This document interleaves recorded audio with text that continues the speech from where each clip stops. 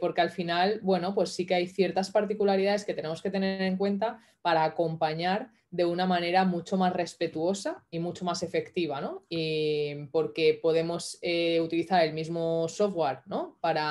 Como sistema aumentativo y alternativo de comunicación para una persona con autismo y para una persona con otra condición, pero lo que hay alrededor seguramente pueda ser un poquito diferente, las cosas que tenemos que tener en cuenta.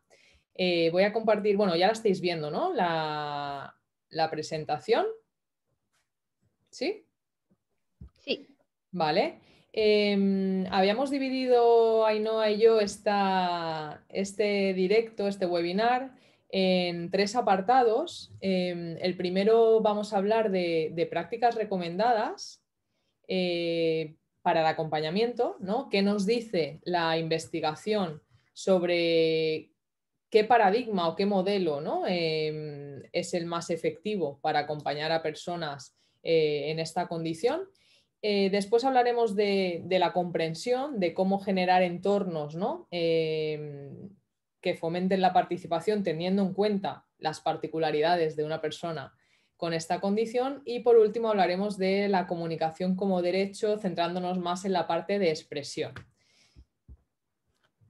Vemos aquí una niña, ¿no? Que está con sus manitas jugando y antes de empezar yo quiero lanzaros a la reflexión, ¿no? Cuando acompañamos a niños, a niñas, sobre todo en esta primera infancia, tenemos que basarnos en qué nos dice la evidencia científica sobre cómo acompañar, ¿no? ¿Qué son las buenas prácticas realmente? Y esto es muy importante, no basarnos en nuestras opiniones, ¿no? Sino en lo que nos dice la evidencia, ¿no? ¿Qué es lo principal para acompañar a un niño, ¿no? ¿Sabemos los profesionales qué cosas tenemos que tener en cuenta según lo que nos dice estas investigaciones? ¿Tenemos claro sobre qué paradigma nos situamos? Sabemos que para el acompañamiento de personas con un neurotipo diferente se han descrito 2 modelos principalmente de acompañamiento, que es el modelo clínico rehabilitador y el modelo social.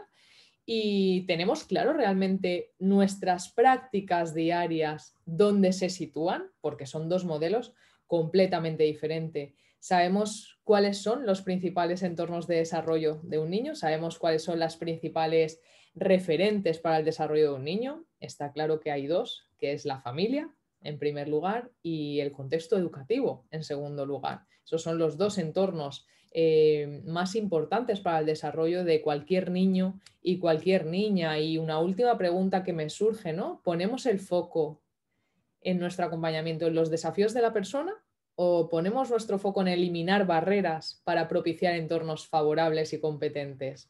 Aquí tenemos que ir, son preguntas que os lanzo y seguramente ya estas preguntas nos invitan a reflexionar, ¿no? Sobre nuestra propia práctica para ver dónde nos vamos situando.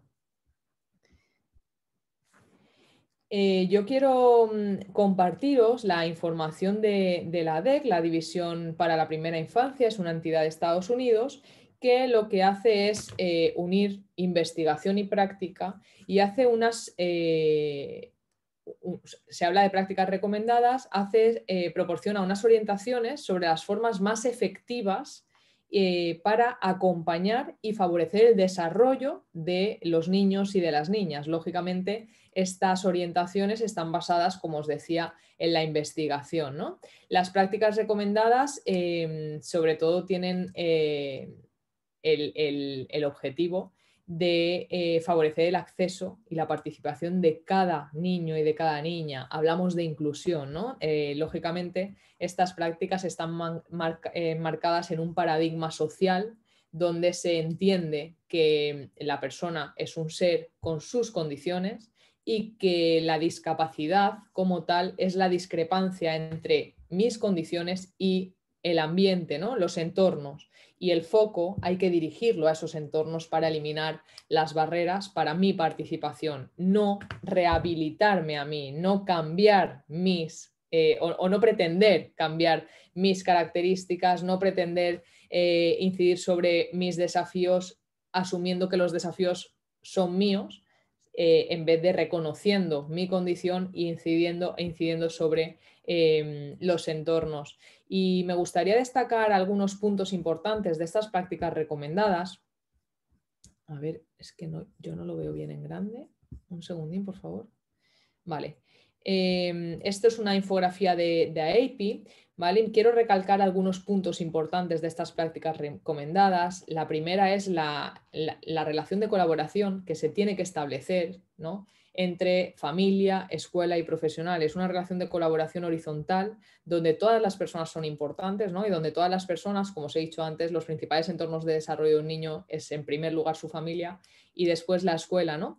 Entonces, hay que acompañar bajo esta mirada de prácticas centradas en la familia, de este paradigma social, y buscar asegurar oportunidades de aprendizaje en actividades plenamente contextualizadas y significativas. Y esto son las rutinas diarias. ¿Y dónde ocurren las rutinas diarias? Pues en la escuela y en la casa de los niños y de las niñas. No ocurren en un gabinete externo, ¿no? Las actividades significativas, los niños, lo que nos dice la investigación, ¿no?, que está detrás de estas prácticas recomendadas, nos explica cómo aprenden los niños. Y los niños aprenden en actividades significativas, en entornos naturales, por la repetición, por tomar la iniciativa. La participación aumenta cuando existen muchas oportunidades en mi vida cotidiana. Los niños no aprenden en sesiones aisladas y descontextualizadas, aunque yo recree una situación ideal para el aprendizaje, pero no deja de ser una situación creada, no es un entorno natural.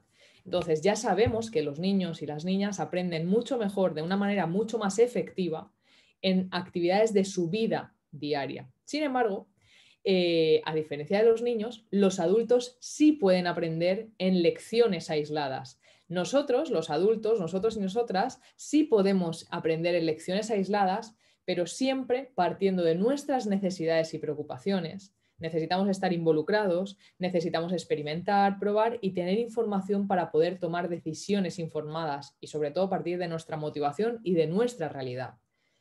Pensad en una familia, ¿no? Una familia con un niño con autismo tiene su realidad, sus condiciones de vida en su familia y necesita partir de esa realidad, de ese contexto, de esas condiciones para poder desarrollar estrategias que realmente sean aplicables en su contexto, en sus condiciones. No va a poder utilizar las estrategias que a un terapeuta le sirven en un gabinete en concreto porque los contextos son totalmente diferentes.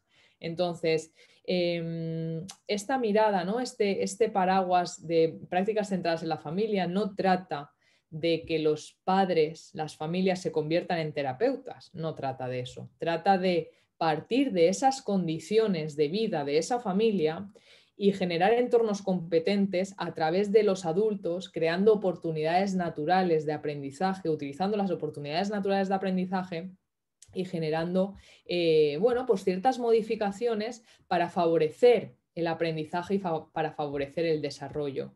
Pero no se trata de lo que yo hago en una consulta, en un gabinete, trasladarlo al contexto familiar o trasladarlo al contexto escolar, porque tampoco encajaría, porque el contexto escolar también tiene sus condiciones. No es lo mismo un gabinete donde yo estoy con un niño que un aula donde yo tengo 25 niños y niñas. No es lo mismo, ¿verdad? Entonces es fácil, ¿no?, de pensar que las estrategias, ¿no?, o lo que yo puedo hacer en un entorno como un gabinete donde yo estoy completamente centrada en un niño o en una niña, va a ser muy diferente a lo que yo puedo hacer en una condición de aula con 25 niños y niñas más. Dentro de estas prácticas recomendadas, hay 8 áreas temáticas, están aquí descritas, ¿no? No voy a incidir mucho en esta parte, simplemente con Ainhoa, bueno, pues acordamos de explicar un poco este cambio de mirada, ¿no?, donde tradicionalmente y aún se hacen intervenciones con personas con autismo en gabinetes, ¿no?, con prácticas muy artificiales, ¿no?, en entornos artificiales. Sabemos muy bien que las personas con autismo pueden tener muchas dificultades en la generalización, pues aunque las prácticas recomendadas no están pensadas para un perfil concreto de personas, yo creo que justamente en el autismo toman como mucho más sentido, ¿no? Por esas dificultades en la generalización. Si yo ya desarrollo esas estrategias en los contextos donde tengo que aplicarlas, ya no existe tal dificultad de generalización porque estoy desarrollando una habilidad donde toca, ¿no? No me lo enseñan en un lugar y que luego tengo que trasladarlo. Las prácticas recomendadas describen 8 áreas temáticas, que son líderes, evaluación, ambiente, familia, instrucción, interacción, transición y trabajo en equipo y colaboración, pero yo me quiero centrar en 2 principalmente que van a servirnos para hablar de la parte de comprensión y de expresión. El ambiente, ¿vale? Que es uno de las áreas temáticas, es muy importante lo que os decía, generar ambientes favorables y competentes. Y fijaos lo que nos dice directamente ya estas prácticas, ¿no? Los profesionales tienen que considerar, las buenas prácticas nos dicen que tenemos que considerar los principios de diseño universal para el aprendizaje al fin de crear ambientes accesibles, ¿no? Esto ya es una recomendación que nos dicen que tenemos que hacer en nuestra práctica diaria a la hora de acompañar. En el siguiente apartado vamos a ver un poco qué necesidades tienen las personas con autismo, porque lógicamente para poder participar necesito comprender. Fijaos también, ¿no? Dice, los profesionales colaboran con los familiares y otros adultos para modificar y adaptar los entornos físicos, sociales, temporales, a fin de promover el acceso al niño y su participación en las experiencias de aprendizaje. Necesitamos centrarnos, poner el foco en esas posibles barreras, en esos entornos, no tanto en el desafío que tenga el niño. El desafío del niño es en interacción con un ambiente que puede ser o no favorecedor. El siguiente punto que me gustaría rescatar es la parte de la interacción, que es otra de las áreas temáticas. Y fijaos qué importante, ¿no? Dice, los profesionales promueven el desarrollo social del niño, animándolo a iniciar o mantener interacciones positivas con otros niños. Y los profesionales promueven el desarrollo de la comunicación del niño, observando, interpretando y respondiendo de manera contingente y produciendo consecuencias naturales para la comunicación verbal y no verbal del niño, y usando el lenguaje para etiquetar y ampliar sus solicitudes, necesidades, preferencias o intereses. Veremos en la última parte cómo implementamos un sistema aumentativo alternativo de comunicación bajo la mirada del lenguaje natural asistido, que justamente es esto, ¿no? Es modelar, es atribuir significado, es partir de esa comunicación que ya existe en la persona, esas conductas que son comunicación, tratarlas, cogerlas, atribuirles significado para poder implementar y dar más opciones, ¿no? Más recursos comunicativos para que la persona pueda tener más opciones de comunicación. Y teniendo en cuenta todo lo que os he comentado, lo que os decía es que para que un niño participe necesita oportunidades, lógicamente, pero también necesita entornos que faciliten, sin barreras. Y una de las principales barreras que puede encontrar una persona autista justamente son las barreras para la comprensión del entorno. Vamos a ver qué ocurre, ¿no? De manera muy corta o superficial por la falta de tiempo, pero vamos a ver qué ocurre concretamente con las personas con autismo, ¿no? Cómo es su procesamiento, qué cosas son las que observamos y en base a eso, qué necesidades podemos detectar y tenemos que cubrir para realmente favorecer su participación y su aprendizaje, ¿no? Voy a empezar hablando un poquito de la mente autista y aunque no me podáis contestar, bueno, pues yo voy lanzando, ¿no?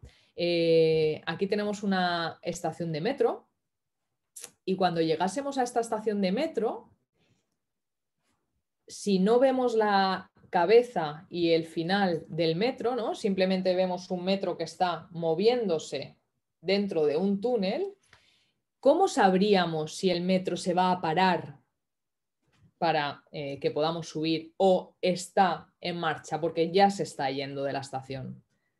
¿Cómo sabríamos esto? Pues Lo acabo de obviamente, lanzar, por si hay alguien que quiere responder por bueno, el por chat, que supuesto, pueda claro, escribir. claro, eso es, por el chat, claro, por el chat sí que podéis contestar. Bueno, lo sabríamos utilizando las claves contextuales.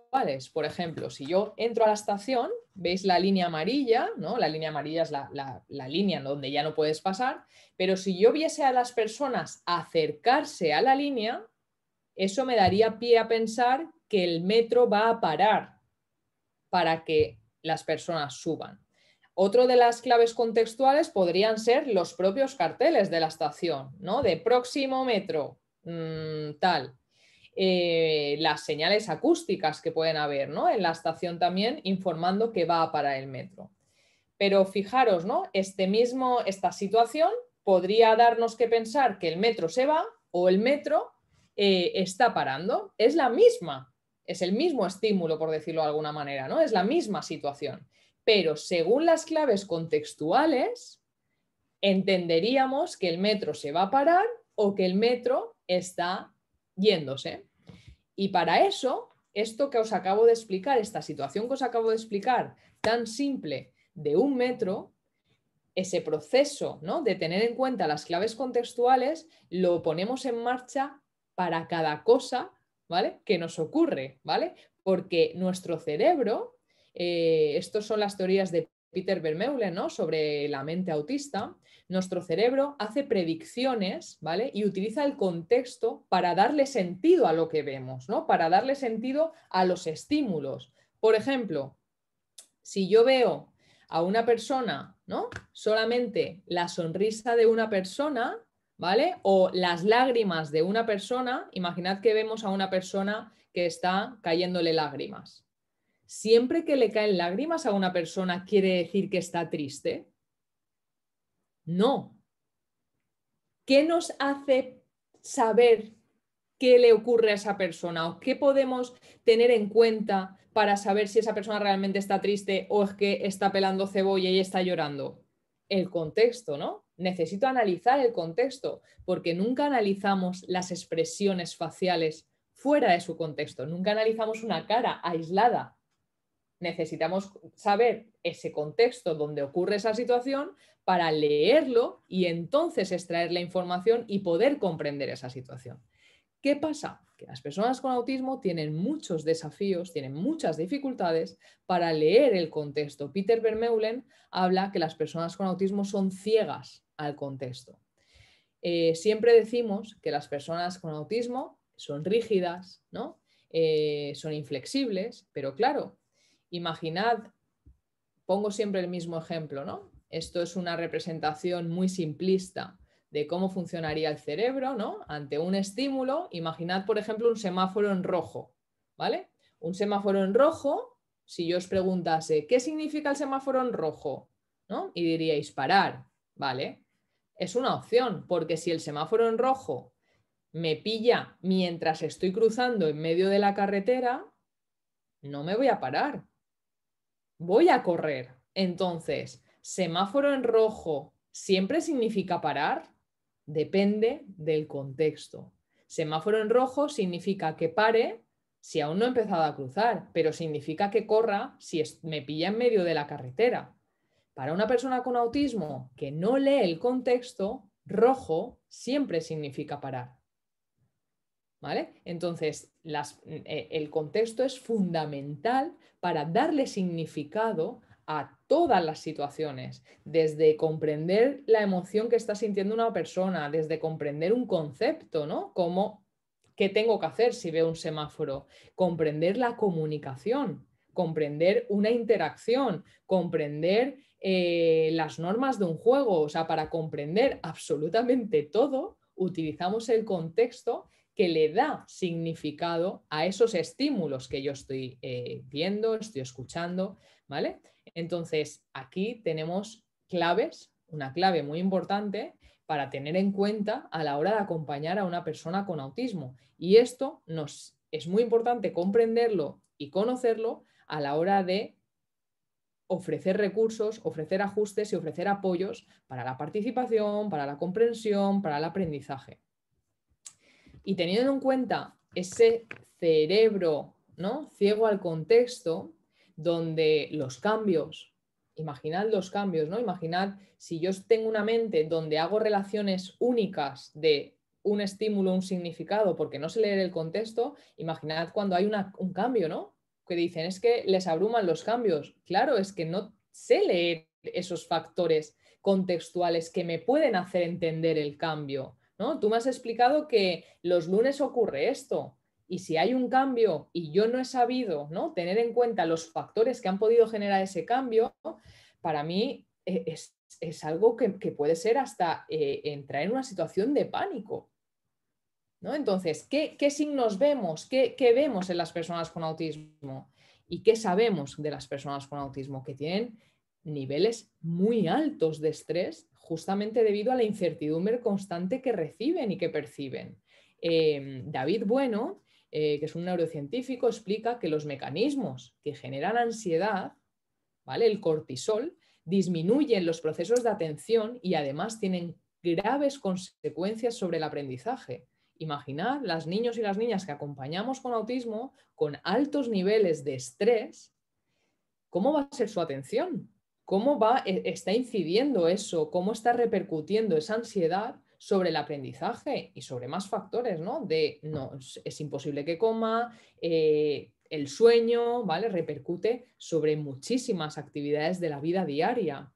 Y dices, ¿y qué hacemos? Pues incidir sobre el origen de la ansiedad, incidir sobre esa incertidumbre, incidir sobre hacer ajustes para que la persona baje esos niveles de estrés. ¿Qué más vemos? Que la falta de orden y estructura les puede abrumar y causar miedo, causar pánico, no poder enfrentarse a una situación porque no controlan la situación.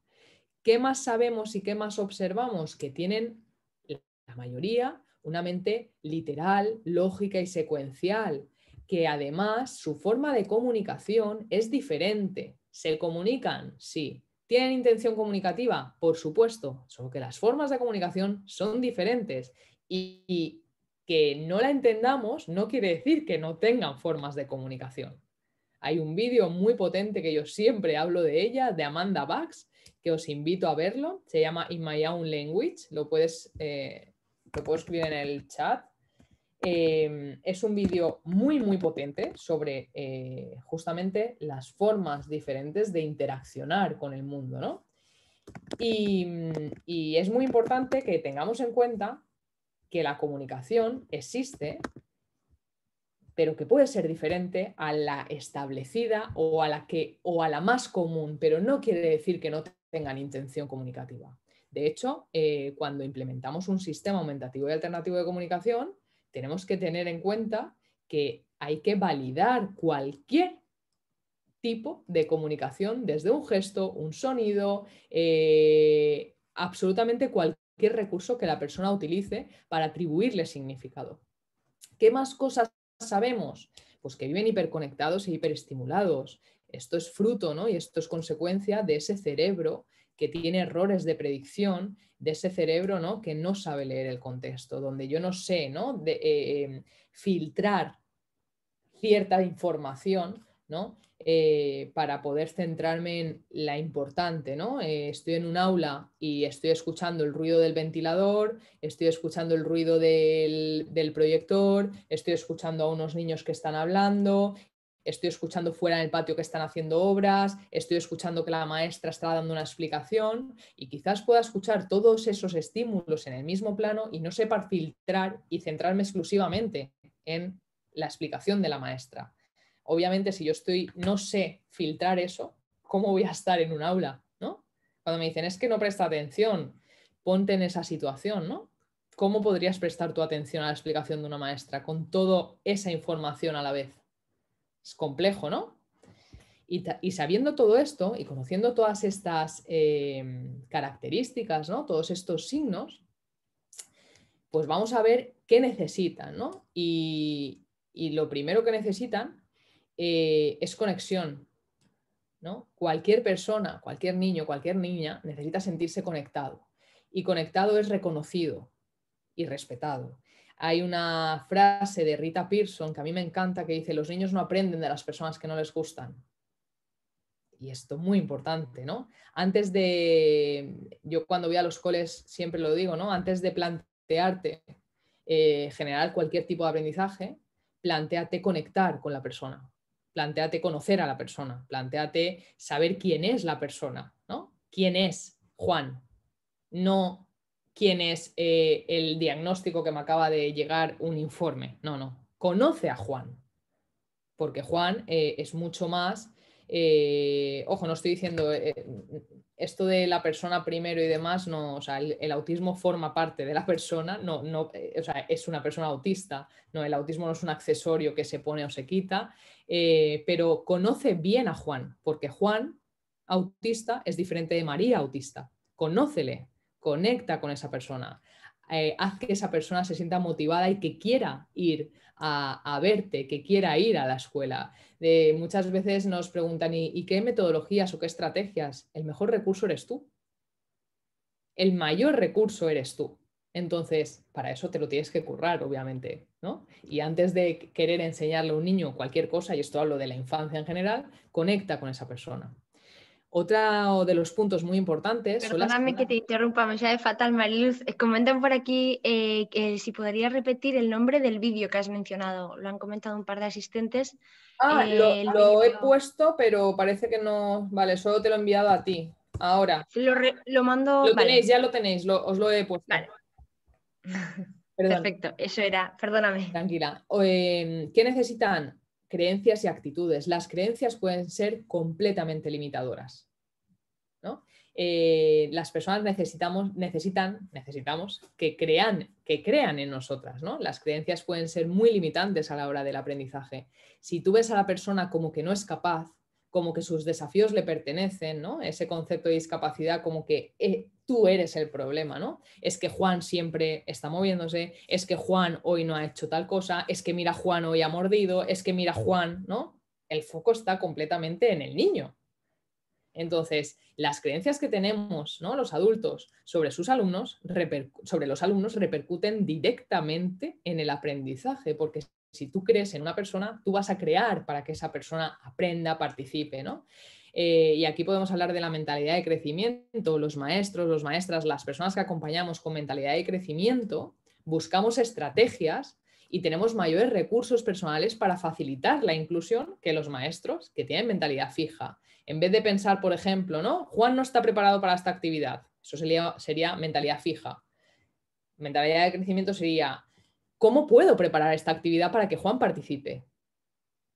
Si yo solo estoy en, no tengo recursos, ¿no? Mentalidad fija. Ojo, que es una realidad, que faltan recursos y eso estamos de acuerdo. Pero si yo solo me quedo en no tengo recursos, poco voy a hacer, ¿no? Sin embargo, si yo digo, vale, con lo que tengo, ¿qué puedo hacer? Es otra perspectiva completamente, ¿no?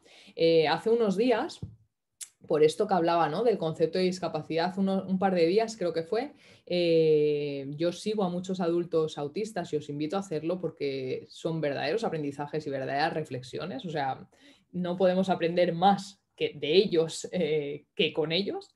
Y esta chica decía, no, para mí no es lo importante no es que dejéis de hablar de discapacidad y lo paséis a hablar de capacidades. Para mí lo importante es que empecéis a hablar de recursos, de ajustes, de apoyos, de inclusión, de reconocimiento, de respeto. O sea, me da igual que me llaméis discapacitada. De hecho, es que o sea, el problema no es ese. El problema es que no estáis centrándose en lo importante, que es que dotéis de recursos, que dotéis de apoyos, que respetéis, que reconozcáis, ¿no?, que habléis de personas y de inclusión. Otro de los puntos importantes que necesitan es a tener en cuenta los ritmos y los tiempos. Respetemos y conozcamos el ritmo de cada persona para así poder ajustar los tiempos. Hay niños con autismo que necesitan una velocidad muy rápida porque sus tiempos de atención son cortos, entonces no van a poder a lo mejor estar 20 minutos para una actividad. Igual necesitan 10 actividades en 20 minutos, 10 actividades cortas. Otros necesitarán 5 actividades en 20 minutos. Entonces tenemos que conocer esos tiempos para poder ajustarnos, ¿no? Tenemos que hacer explícito el tiempo, hacer tangible el tiempo. Tenemos que enseñarles el inicio y el fin de una actividad. Muchas veces tienen muchas dificultades en las transiciones. Cuando yo estoy realizando una actividad, por ejemplo, en un aula, ¿no?, estamos haciendo matemáticas, ¿vale? Y después nos vamos a educación física. Eso no solo, o sea, eso requiere de un cambio físico, ¿no? De estoy en aula de matemáticas y me muevo físicamente a educación física, pero también requiere un cambio de escenario a nivel cognitivo. No me puedo quedar pensando en matemáticas. Tengo que cambiar todo, ¿no? Todo mi ser con todo lo que conlleva para centrarme en educación física. Si, por ejemplo, yo me he quedado, imaginad que está haciendo una tarea que no ha terminado y le decimos que ahora nos vamos a ir a hacer otra, esto, por ejemplo, le pasa a muchos niños y a muchas niñas. Y a mí no me has explicado que esa la vas a poder terminar en otro momento, quizás me resulte muy complicado la tarea porque mi mente sigue en la anterior.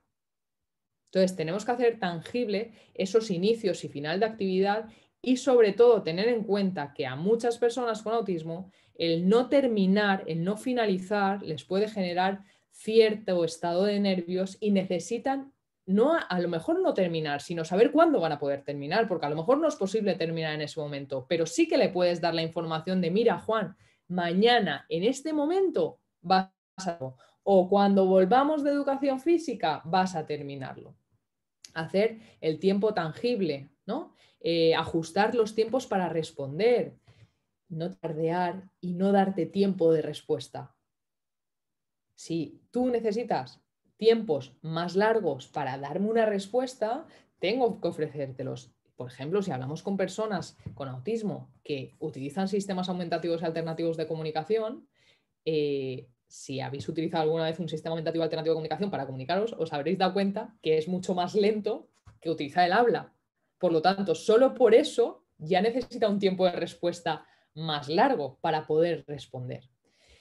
Tener en cuenta que podemos utilizar actividades grupales, actividades individuales, pero siempre partiendo de esas necesidades, ¿no? De la persona. A ver, un segundín, que se me ha cerrado esto. ¿Lo seguís viendo? Sí, seguimos viendo la pantalla. Vale, aquí. Más cosas. Responder a las demandas del ambiente muchas veces puede resultar un desafío. Entonces, tenemos que ajustar las expectativas y ajustar las demandas. Ojo, y esto no quiere decir, ajustar las expectativas no quiere decir, tiene que estar realmente ajustado en las creencias, ¿no? En creer sobre esa persona. Ya lo decía en el apartado anterior, ¿no? Sobre las creencias que pueden ser limitantes. No subestimemos a las personas. ¿Qué más necesitan? Estructura y orden. Ambientes predecibles. Acordaros de lo que os explicaba del cerebro autista, ¿no? De ese miedo, de esa ansiedad por la incertidumbre. Necesitamos ambientes predecibles y ordenados, estructura. Y esto no quiere decir estar de cara a la pared en un rincón haciendo una tarea que además no tiene absolutamente nada que ver con lo que hacen mis compañeros, ¿vale? La típica imagen de rincón teach, cara a la pared, sin estímulos, no es eso exactamente un ambiente predecible y ordenado. Un ambiente predecible y ordenado, podemos ir de lo macro a lo más micro, ¿no? Un ambiente predecible y ordenado es un ambiente adaptado, un ambiente sensorialmente controlado, un ambiente donde sé lo que tengo que hacer, lo que sé que se espera de mí en cada uno de los lugares. Un ambiente adaptado es un ambiente, por ejemplo, a nivel de estructura, pues donde estén delimitadas las tareas, por ejemplo, en un aula, ¿no? En las aulas de infantil serían las aulas de infantil sin tanto estímulo. Las aulas de infantil en cuanto a la estructura, ¿no? De rincones serían muy buena opción, ¿no? Donde en cada rincón sé qué se espera de mí o qué puedo hacer. Los ambientes Montessori, ¿no? Donde hablamos de ambientes preparados, esto sería muy buena opción para seguirlos, donde sé qué puedo hacer en cada lugar, donde sé que puedo, ¿no? Las cosas están a mi alcance, están señalizadas. A nivel sensorial hay un control sobre los estímulos, no son entornos cargantes, y aquí tendremos que tener en cuenta la particularidad de cada una de las personas, ¿no? Puedo tener un niño que las luces blancas le pueden molestar y otro que las amarillas, ¿no? Entonces tengo que tener en cuenta la particularidad de cada uno para tener ese control sensorial sobre los entornos, ¿no? Y a lo más micro, ¿no? Hablamos de el entorno, por ejemplo, de un aula, a las tareas, ¿no? Más específicas, por ejemplo, una tarea, de tener tareas autoexplicativas, ¿no? Esos son unos de los principios de la metodología Teach, donde la propia tarea, sin explicaciones, ya me informa de lo que tengo que hacer, ¿no? Que no requiera una explicación externa para saber lo que tengo que hacer.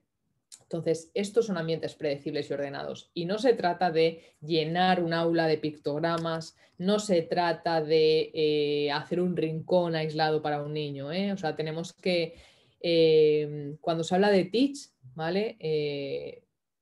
Teach tiene unos principios, Teach tiene unas dimensiones y muchas veces reducir Teach a una caja de emparejar es no comprender bien, ¿no? O no tener en cuenta bien todo lo que significa Teach. Os invito a leer, hay millones de publicaciones muy accesibles para leer lo que significa Teach y todas las dimensiones y los componentes, pero no es una caja, ¿no? De zapatos donde yo emparejo por colores. Eso es una tarea autoexplicativa, como os decía, pero eso no es el fundamento y la profundidad de lo que es TIC, ¿no? Otra de las cosas que es muy importante, y esto es muy importante en cualquier niño, cualquier niña, es el movimiento.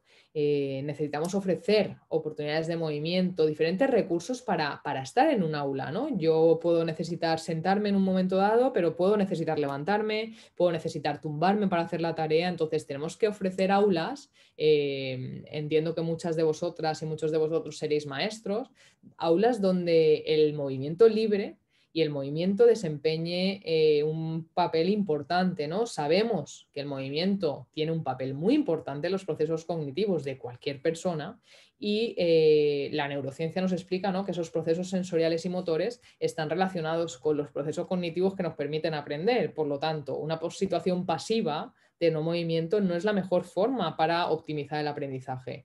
Muchos de nuestros chicos y nuestras chicas con autismo necesitan quizás mucho más el movimiento que otros niños y otras niñas. Entonces debemos fomentarlo y debemos generar entornos que permitan el movimiento. Y teniendo en cuenta todo esto, quiero centrarme en la parte de los apoyos visuales. Siempre está como relacionado autismo, pictogramas, ¿no? Autismo, apoyos visuales, pero ¿todo lo visual es útil? ¿Llenar una aula de pictogramas o de apoyos visuales que pueden ser pictogramas, fotos, siempre es útil? Pues vamos a ver, ¿no? Los apoyos visuales, ¿no?, se refieren a las estrategias que utilizamos para enseñanza, ¿no?, que se basan en la ruta visual y se centran sobre todo para acompañar a la comprensión. La comprensión no solo es la comprensión de un concepto, es la comprensión de un entorno, es la estructura temporal, ¿vale? Y se pueden utilizar pictogramas, fotografías, dibujos, objetos, vídeos, palabras. Y cuando os hablo de si todo lo visual es útil, os muestro esta imagen, por ejemplo, ¿no? Estos son dos baños, ¿vale? Y vemos una puerta que pone bla y otra puerta que pone bla, bla, bla, bla, bla, bla, bla, bla, bla, bla. Entonces, si yo voy al baño, tengo que ver en cuál de los dos, ¿no? Tengo que ir si voy al baño de chicos o si voy al baño de chicas. ¿Creéis que esta imagen, estos apoyos visuales en las puertas son claros para cualquier persona? A primera vista, un niño va a este baño y sabría dónde tiene que entrar. Para nada, desde mi Nada, punto ¿no? de vista. Habría que deducir, ¿no? Un adulto Y deduce. luego que es muy subjetivo, ¿no? El adulto que haya puesto esto lo verá de una manera y quizás otra persona lo vea de Claro, otra, y ¿no? además, bueno, aquí ya estamos con los estereotipos, ¿no? De las mujeres hablan mucho y los hombres hablan poco, ¿no? Entonces, claro, esto no es accesible. Y esto es un apoyo visual, ¿no? Esto es la señalización de un baño, un apoyo visual en formato... Isabel y Catalina comentan que no, y además muy mala idea, y Catalina comenta que vaya fama tenemos las Claro, mujeres. entonces, además estereotipado, ¿no? Entonces, estos son apoyos visuales con la representación en texto, pero para poder comprenderlos tengo que hacer una deducción, tengo que hacer una inferencia. Esto no es accesible para todas las personas. Por lo tanto, no todos los apoyos visuales son útiles para todas las personas, no son accesibles para todas las personas. Y si ahora os cuento esto, ahora os enseño esto, ¿no? Donde son pictogramas.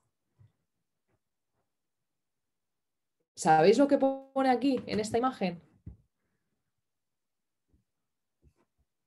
Si habéis utilizado muchos pictogramas de Arasac, muchos los conoceréis, pero si yo a un niño o a una niña o a mi madre que no utiliza pictogramas de Arasac le doy esto, absolutamente nada, ¿vale? Por lo tanto, todo lo visual, esto es un apoyo visual con representación en pictogramas, no es comprensible, no es accesible para todas las personas. Entonces, mucho cuidado cuando usamos apoyos visuales, cuando generamos apoyos visuales, porque tiene que incidir sobre la comprensión. Un apoyo visual, si no es comprensible, lo único que generamos es un cambio físico. A esto me refiero que yo hago esta explicación con pictogramas, la pongo en la puerta de mi aula y si el niño o la niña o los niños y las niñas no la comprenden, lo único que estoy provocando es un cambio físico en la pared, pero no un cambio en los procesos cognitivos para la comprensión, ¿vale? No estoy incidiendo realmente sobre la comprensión.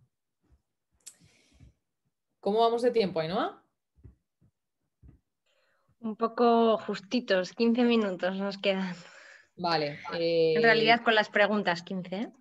Vale, pues nada, voy a ir pasando rápido. Termino un poquito, ¿no?, con la parte de comprensión, haciendo especial hincapié en que conozcamos bien esas necesidades, ¿no?, de la persona con autismo para poder ofrecer los apoyos que sean ajustados a ello y sobre todo lo que os decía de los apoyos visuales. Cuidado, ¿vale? Ahora mismo en la red tenemos millones de recursos, ¿no?, de apoyos visuales, de guiones, de historias sociales, de apoyos, y es de agradecer la generosidad de todas las personas que los comparten, pero por favor cuidado, ¿no?, de utilizar guiones y apoyos que no se ajusten a las necesidades de las personas porque no van a ser útiles para la comprensión. Y ahora nos vamos a ir a la comunicación como un derecho humano, a la parte más concreta de la expresión. Y quiero compartiros una cita, ¿no?, de qué es la comunicación. Dice, esto está extraído de ASHA, de la Asociación Americana para la Audición, Lenguaje, y dice: la comunicación es cualquier acto por el cual una persona da o recibe de otra información sobre necesidades, deseos, percepciones de esa persona, conocimiento o estados afectivos, ¿vale? Y habla de cualquier acto. Fijaos en esta imagen. Esto es un bebé, ¿no?, que está con una persona adulta, puede ser su madre, puede ser su tía. Cuando nace un bebé, ¿qué hacemos los adultos que acompañamos a ese bebé respecto a la comunicación? ¿Le hablamos? Le hablamos, ¿no?, todo el tiempo. Le hablamos y le hablamos, pues quizás contándole cosas, le hablamos diciéndole lo que vamos a hacer, le hablamos para contar que ayer fuimos a casa de la abuela, le hablamos para preguntarle cómo está, ¿no? Le hablamos para multitud de funciones de la comunicación, ¿no? Para preguntar, para comentar, para opinar, para hacerle una broma, para hacerle, ¿no?, un cumplido de, pues qué bonito eres, pues me encanta tu barriguita, ¿no? Le hablamos para muchísimas funciones de la comunicación.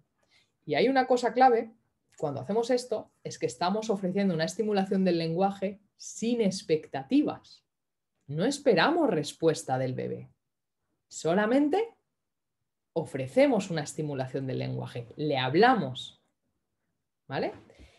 ¿Qué pasa cuando tenemos una persona con necesidades complejas de la comunicación, como por ejemplo podría ser una persona con autismo, ¿no? Que no desarrolla el lenguaje oral? Pues que esa exposición al lenguaje no es tal, y si lo es, solo es el lenguaje oral, ¿no? Fijaos, cuando yo tengo un niño o una niña, una persona que desarrolla el lenguaje oral, esa persona, esto es el input, el input es lo que la persona recibe, ¿vale? Y el output es lo que la persona expresa. Y es muy importante para ello que haya una simetría, ¿no? Si yo recibo lenguaje oral y puedo desarrollar lenguaje oral, este input y este output es simétrico, ¿vale? No habría ningún problema, todo estaría ok. ¿Qué pasa? Que si yo no desarrollo el lenguaje oral, ¿vale? Y voy a ser usuaria de un sistema aumentativo o alternativo de comunicación y solo alrededor de mí, ¿no? Solo mi entorno utiliza el lenguaje oral, aquí hay problemas, porque yo no estoy recibiendo el código en el sistema que yo voy a utilizar.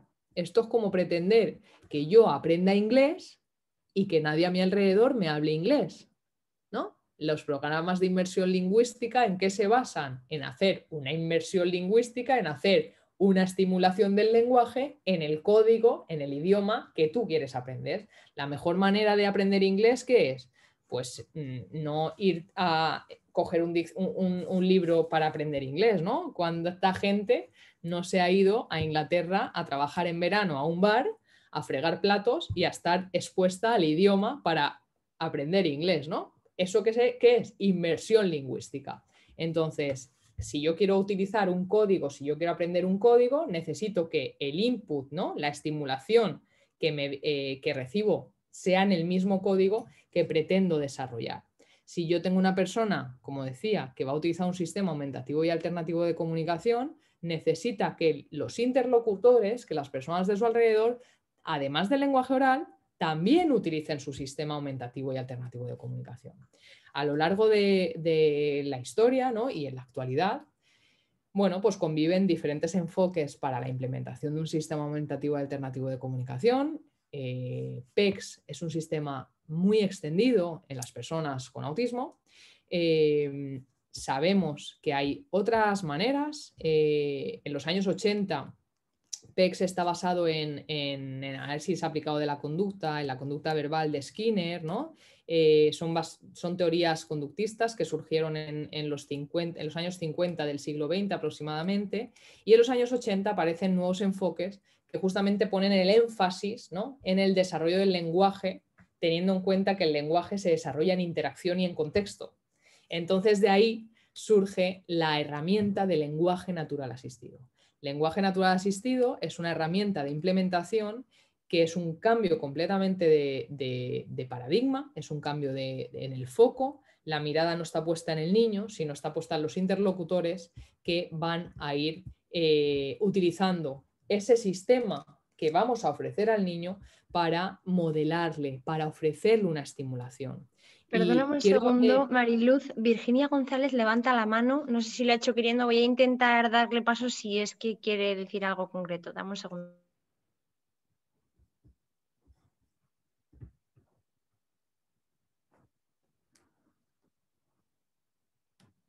Puede seguir, ¿eh? Porque no me deja activarle el audio, simplemente que escriba por chat.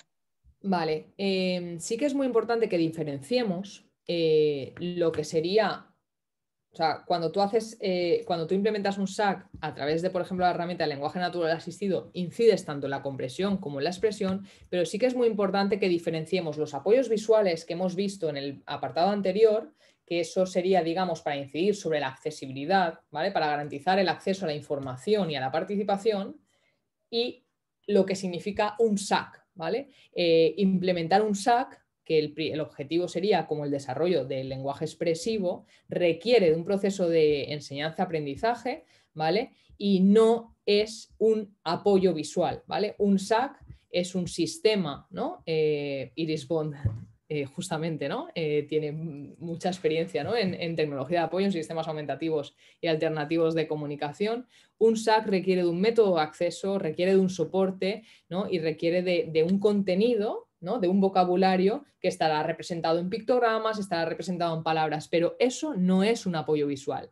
Implementar un sistema aumentativo y alternativo de comunicación no es utilizar pictogramas, no es tener pictogramas en un aula, no, eso no es utilizar un sistema aumentativo o alternativo de comunicación. Esta imagen yo creo que lo dice claramente, ¿no? Un panel semanal, por ejemplo, ¿no? Un panel donde secuencias tareas es un apoyo visual, ¿vale? Que incide sobre la comprensión, ¿no? Sobre esas funciones ejecutivas, esa planificación, y un comunicador, en este caso es un panel de baja tecnología, es un comunicador proloquo, es un sistema aumentativo alternativo de comunicación, ¿vale? Pero son dos cosas completamente diferentes. Utilizar guiones, utilizar historias sociales para la autonomía no es sinónimo de un sistema aumentativo y alternativo de comunicación.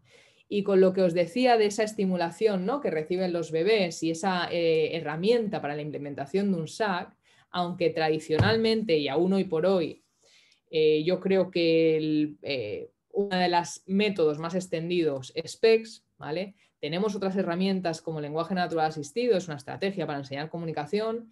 El adulto favorece el desarrollo del lenguaje y apoya su lenguaje oral del lenguaje simbólico mediante el modelado. Modelar significa pulsar, ¿vale? En el sistema que estamos ofreciendo a la persona simultáneamente a la vez que yo hablo las palabras importantes. Esto será una cuestión de ajustarse, ¿no? al modelo que necesite el niño, a la cantidad de palabras que necesite el niño, pero es simultanear mi lenguaje oral basándonos en el modelado con el sistema.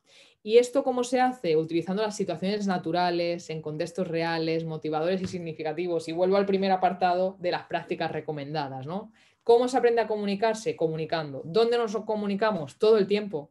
No nos comunicamos en una sesión aislada de AL o de logopeda en mi centro de terapia o de AL que me saca de clase para enseñarme comunicación, porque la comunicación ocurre todo el tiempo y yo ya me estoy comunicando todo el tiempo y estoy interaccionando todo el tiempo, pero necesito de una persona que modele para mí, que utilice ese sistema que me estáis ofreciendo para ampliar esos recursos de la comunicación. Lenguaje natural asistido, por supuesto que tiene evidencia científica también en autismo. Es verdad que no hay unas referencias súper amplias, ¿vale? Es cierto que en autismo no hay una investigación súper amplia, pero la investigación que hay sí es determinante y sí que es concluyente, que es una técnica efectiva. Y no nos da tiempo a poner este vídeo, pero si quieres lo podemos compartir, ¿vale? Para que las personas que están... Claro. Os dejo en el chat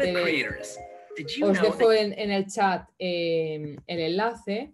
Es un vídeo muy, muy, muy simple de lo que significa modelar, de lo que significa esta herramienta de implementación de un SAC que es lenguaje natural asistido. Os invito a verlo, es muy sencillito de comprender para que le deis sentido, ¿no? a esto de modelar que es. Y además de este vídeo, bueno, en la red tenéis un montón de enlaces, ¿vale? De diferentes compañeras que hemos hecho webinar, hemos hecho directos, que tenéis acceso gratuito. Seguramente Iris Bond también tenéis algo sobre esta herramienta de implementación para que podáis investigar un poquito más. Para que abramos un poquito la perspectiva a la hora de implementar un SAC, que no solo hay PECs, ¿vale? Tenemos otras herramientas que hacen un cambio de mirada completamente, que concuerdan mucho más, ¿no? con las prácticas recomendadas, que concuerdan mucho más con un paradigma de comprender a las personas y de reconocer a las personas, donde el foco no está en esos déficits, en esos desafíos, sino el foco está en todo lo que rodea a esa persona, ¿no?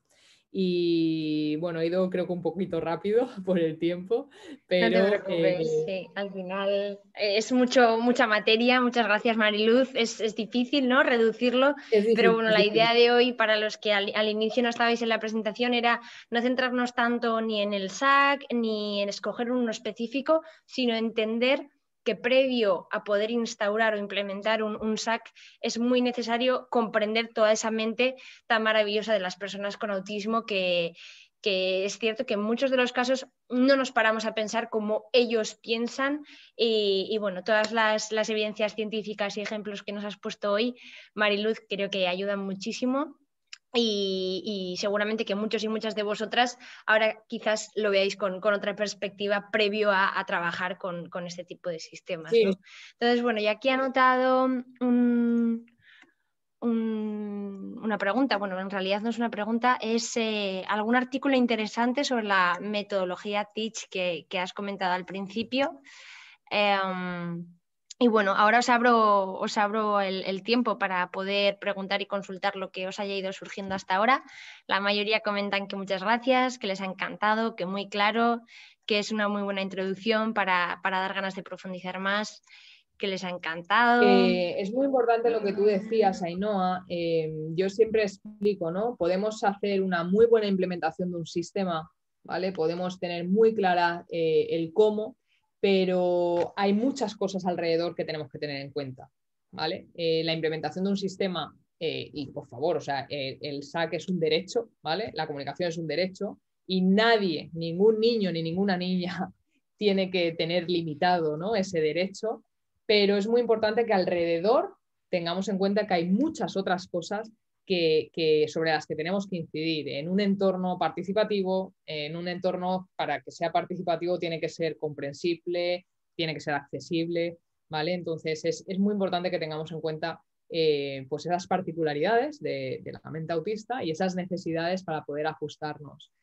Os voy a dejar un enlace a un artículo muy básico, no básico, o sea, que explica, ¿no? toda la filosofía que hay detrás de Teach. Creo que había, no sé si hay alguna pregunta. Sí, te voy lanzando. Pascual, y lo ideal sería que trabajasen juntos todos los profesionales en el aula. Salir del aula no es lo natural, es lo que piensa. Efectivamente, salir del aula en los coles, ¿no? Pues estas figuras de PT y de AL que sacan a los niños y a las niñas del aula para trabajar X cosa, no sería, de hecho, lo que consideraríamos unas prácticas inclusivas, ¿no? Los PTs y los ALs, ¿no? Estas figuras deberían de ser apoyo dentro del aula. No pero ni siquiera apoyo para un niño en concreto, sino que formen parte del Entre aula, ellos, un equipo. ¿no? O sea, yo siempre digo, cuando voy a hacer formación en un cole, me dice, es que no tenemos recursos, claro.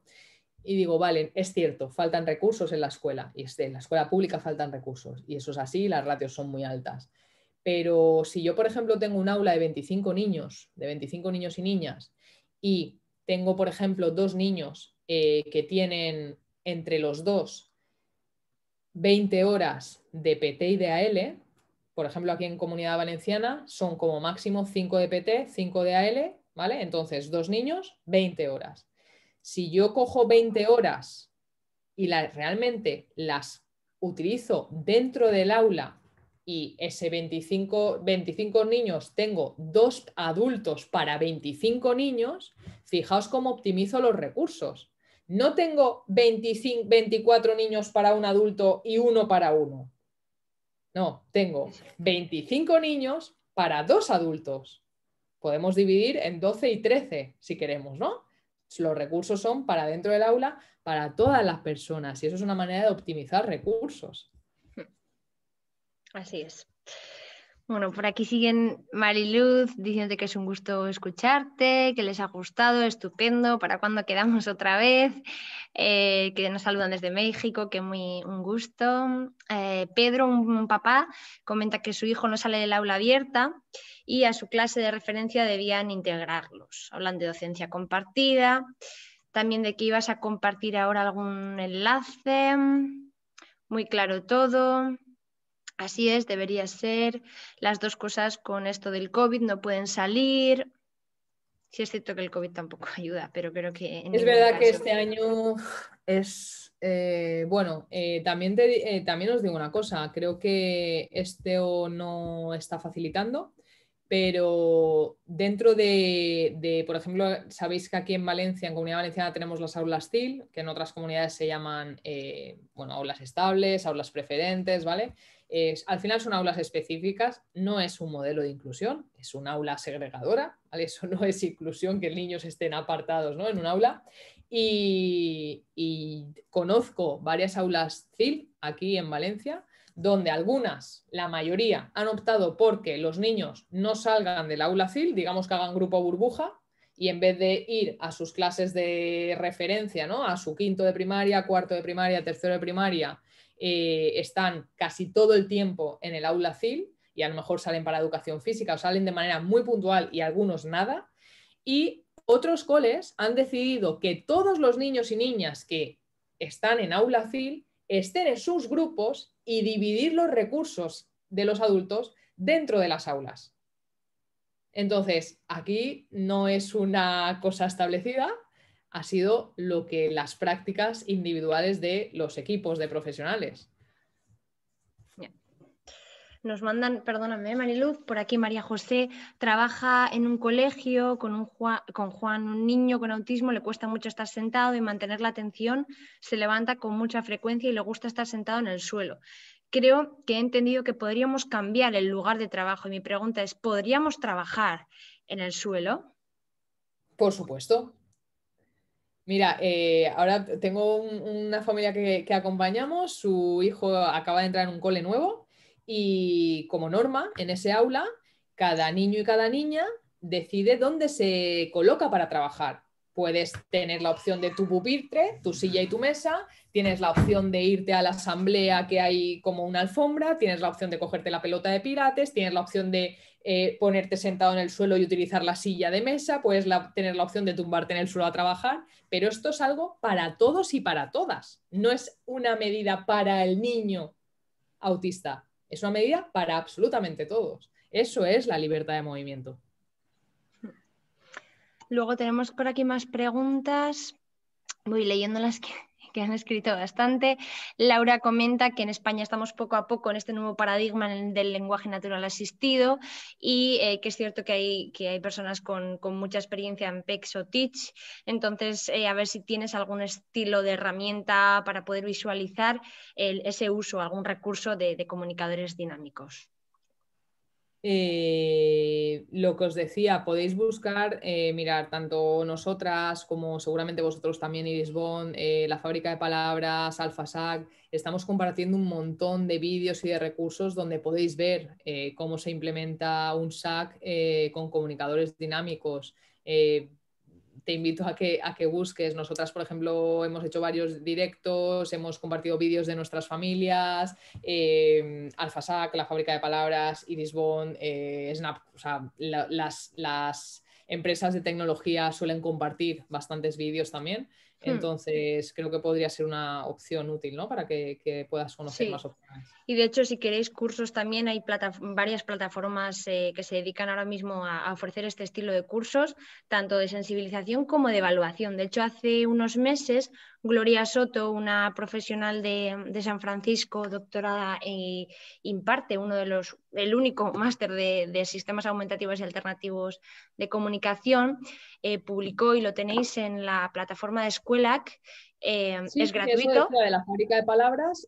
Gloria Soto hizo un webinar con Sol y demás, y tenéis acceso gratuito. Es gratuito, eso es lo bueno además.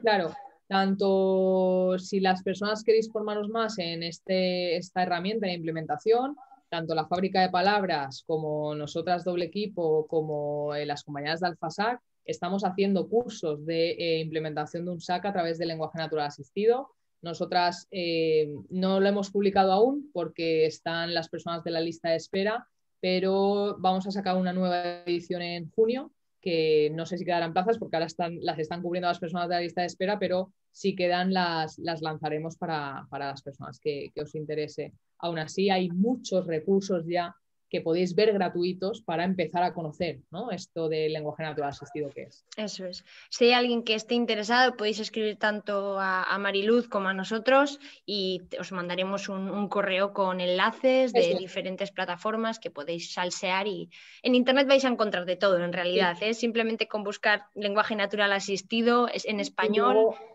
Y luego es verdad que en redes sociales, Instagram, Facebook, hay muchas personas, familias, que comparten su experiencia, que comparten vídeos usando los sistemas en su día a día, y creo que eso es muy de agradecer y puede ser muy, muy positivo para conocer, ¿no? ¿Qué es esto? Bueno, pues preguntan por aquí también qué aspectos valorar a la hora de elegir un software. Esto, de hecho, lo hablé también con Mariluz, ¿no? Antes de hacer este webinar. Nos vamos a centrar más en sistemas o en el entorno.